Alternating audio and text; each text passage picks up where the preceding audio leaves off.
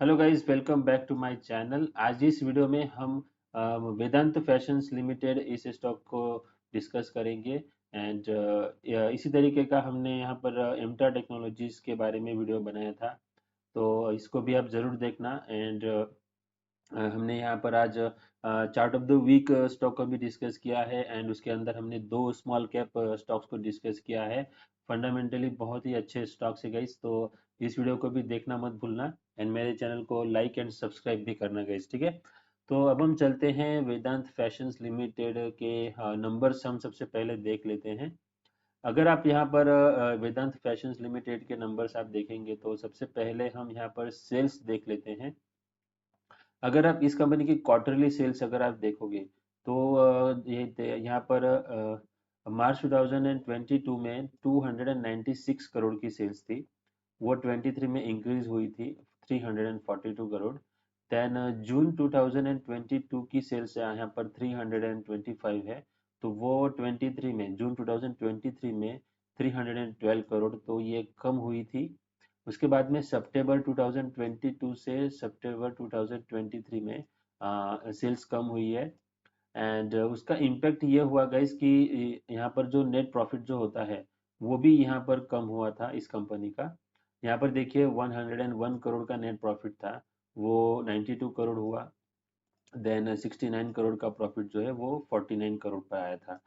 तो यहाँ पर ये दो क्वार्टर लगातार इस कंपनी की सेल्स भी कम हुई थी, एंड यहाँ पर नेट प्रॉफिट भी कम हुआ था। एंड यहाँ पर आप इंटरेस्ट देखिए तो इंटरेस्ट भी यहाँ पर 8 करोड़ का इंटरेस्ट यहाँ पर पे किया था। लेकिन 23 के जो जून एंड सितंबर की क्वार्टर है उसके अंदर इस कंपनी के इंटरेस्ट का कॉस्ट यहाँ पर इंक्रीज हो चुका है। एंड दिसंबर में भी यहाँ पर कंटिन्यू 1100 का इन्होंने इंटरेस्ट पे किया है गाइस। तो इसके वजह से इस कंपनी का नेट प्रॉफिट हिट हुआ है। एंड इसका इम्पैक्ट यहाँ पर ईयरली जो रिजल्ट्स होते हैं उनके ऊपर आपको दिखाई देगा। यहाँ पर सेल्स देखिए तो सेल्स भी यहाँ पर 1355 करोड़ से कम होकर के 1346 करोड़ है। एंड इनका ऑपरेटिंग प्रॉफिट मार्जिन भी गाइस यहाँ पर कम हुआ है 2% से। एंड सबसे इम्पोर्टेंट इस कंपनी की जो इंटरेस्ट कॉस्ट है वो यहाँ पर देखिए 28 करोड़ थी, देन वहाँ पर यहाँ 31 करोड़ हुई, एंड इस साल आप देखेंगे तो 40 करोड़ हो चुकी है। एंड इसकी वजह से इस कंपनी का नेट प्रॉफिट जो है वो यहाँ पर हिट हुआ है। देखिए 429 करोड़ का लास्ट ईयर का प्रॉफिट था, वो इस साल 407 करोड़ का प्रॉफिट यहाँ पर दिखा रहा है। तो इस कंपनी का नेट प्रॉफिट हिट हुआ है। एंड इस रीजंस की वजह से यहाँ पर स्टॉक के अंदर करेक्शन चल रहा है अभी। देखो यहाँ पर इसने है ना ये 1496 रुपीज के अराउंड रेजिस्टेंस लिया हुआ था। एंड ये स्टॉक कंसोलिडेशन जोन में चल रहा था। ये कंसोलिडेशन जोन में इसलिए चल रहा था, ये दिसंबर के रिजल्ट्स के लिए वेट कर रहे थे। एंड आई थिंक रिजल्ट्स जो है वो एक्सपेक्टेशंस जो मार्केट लगा करके चलता है उसको अगर मीट नहीं करता है कोई स्टॉक तो यहाँ पर करेक्शन स्टार्ट हो जाता है, ठीक है।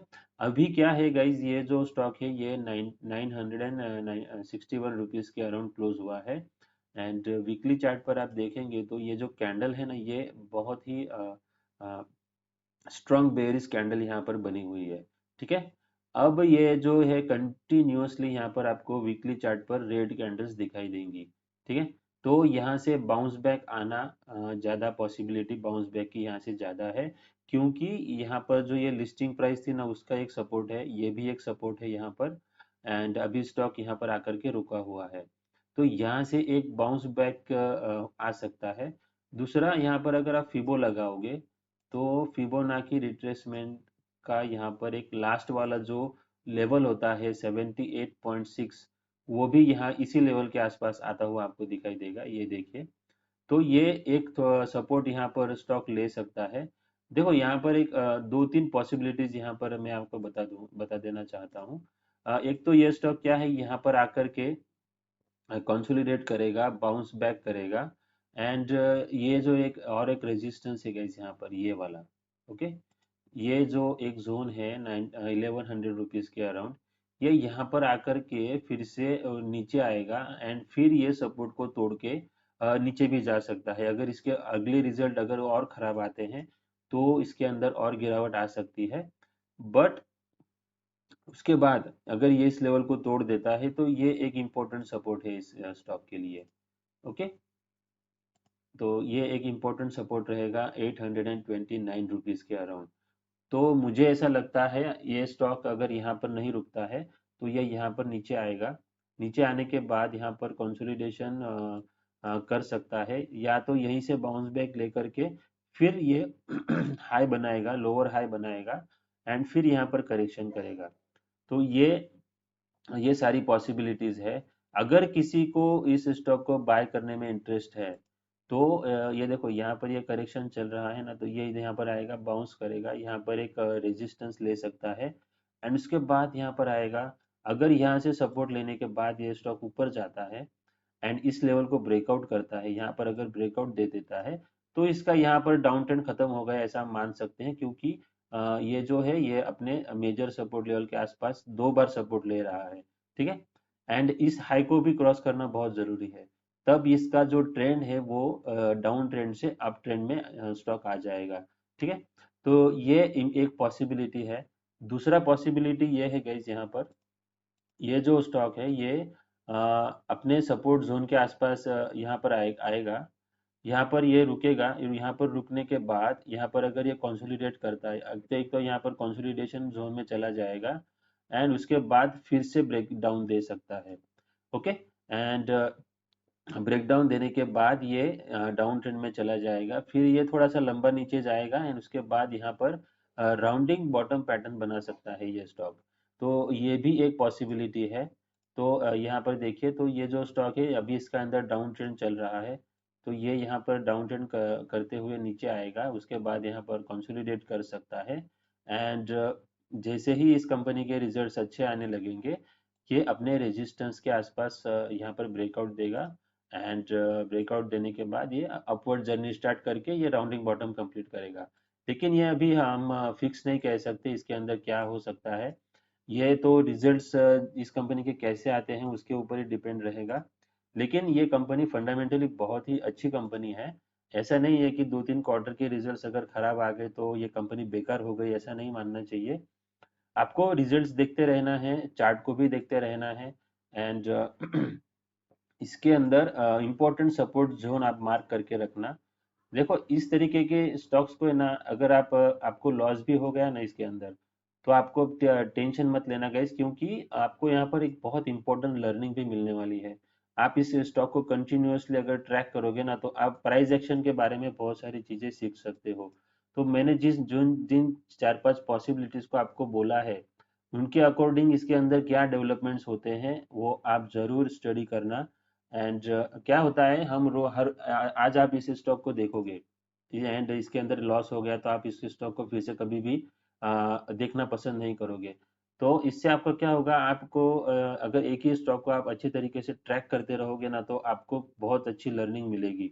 देखो एक तो क्या होता है, आपको अगर किसी ने इसको बाय कर लिया है टॉप के ऊपर, या किसी ने कंसोलिडेशन जोन में अगर इसको लिया है, तो यहाँ पर जब स्टॉक अपना जो सपोर्ट है इसको अगर तोड़ता है तो यहाँ से इमीडिएटली एग्जिट ले लेना चाहिए। ओके, अगर फिर भी कोई यहाँ पर रुका हुआ है तो वो फिर उसकी गलती है। तो नॉलेज थोड़ा सा नॉलेज ना होने की वजह से ऐसा हो सकता है। लेकिन जब मार्केट में हम न्यू ट्रेडर्स आते हैं तो ऐसा होता है गाइस, मेरे साथ भी हुआ है। तो ये नॉर्मल आप मान सकते हो, लेकिन इससे लर्निंग सीखना बहुत ही इम्पोर्टेंट है। ठीक है, तो यहाँ पर अगर आप फंस गए हो तो थोड़ा सा वेट कर सकते हो, यहाँ पर बाउंस बैक आएगा, ये अपने ब्रेकआउट लेवल को भी रिटेस्ट कर सकता है, एंड उसके बाद आप यहाँ पर एग्जिट ले सकते हो। बट फ्रेश एंट्री के लिए आपको स्टॉक को वेट करना होगा। यहाँ पर स्टॉक अगर कंसोलिडेट करता है एंड हायर हाइज बनाता है तो ही आपको स्टॉक के अंदर एंटर करना है, अदरवाइज हमें स्टॉक के अंदर एंट्री नहीं लेनी है, एंड इसको एवरेज भी नहीं करना है, क्योंकि इसका डाउन ट्रेंड चल रहा है। ये कहाँ तक नीचे जाएगा हमें पता नहीं है गाइस। ये तो अभी इसके रिजल्ट्स खराब होने स्टार्ट हुए हैं, बट इसका ये वाला क्वार्टरली रिजल्ट्स आप देखेंगे दिसंबर 23 का, तो ये अच्छा आया है। एंड इसके अंदर देखिए तो 447 से इंक्रीज होकर के 474 करोड़ की सेल्स हुई है। देन ऑपरेटिंग प्रॉफिट मार्जिन भी यहाँ पर स्टैटिक है, तो आप इस स्टॉक को जरूर रडार पर रखना। जैसे ही इसका चार्ट पैटर्न डाउन ट्रेंड से अप ट्रेंड में आता है, आप इस स्टॉक को आप अपने रडार पर रख सकते हो। इससे आपको लर्निंग मिलती है, इसको वॉच लिस्ट में रखना चाहिए गाइस। अगर कोई स्टॉक करेक्शन कर रहा है ना, तो वो लाइफ टाइम करेक्शन नहीं करता है, और ये कंपनी इतनी बेकार भी नहीं है कि ये लाइफ टाइम करेक्शन करती रहेगी। प्रमोटर होल्डिंग देखिए गाइस, यहाँ पर 75% की प्रमोटर होल्डिंग है गाइस यहाँ पर। एंड डीआईएस की होल्डिंग देखिए तो 13.73% की है। एफआईआईज यहाँ पर 7% पर होल्डिंग रखते हैं। तो ये स्टॉक करेक्शन तो हर स्टॉक के अंदर आता है। आप कैश फ्लो देखिएगा इस कंपनी का 52 करोड़ था 2018 में, वो 2023 में 470 करोड़ का पॉजिटिव कैश फ्लो है गाइस इस कंपनी का। ये company continuously positive cash flow generate कर रही है, एंड वो भी इंक्रीजिंग है। तो इसलिए इस कंपनी के अंदर आपको बने रहना है, इसको वॉच करना है। एंड जैसे ही स्टॉक अप ट्रेंड में आता है, तो आप इस स्टॉक को कंसीडर कर सकते हो। दूसरा, अगर आपको रिस्क नहीं लेना है, अगर आप रिस्क एवर्स यहाँ पर ट्रेडर हो, तो से देखो यहाँ से थोड़ा सा बाउंस बैक आएगा, यहाँ पर रेजिस्टेंस लेगा, तो आप स्विंग ट्रेडिंग भी इसके अंदर कर सकते हो। यहाँ पर देखिए, यहाँ पर अगर यहाँ पर सपोर्ट लेकर के स्टॉक ऊपर जाता है, तो आप स्विंग ट्रेड कर सकते हो।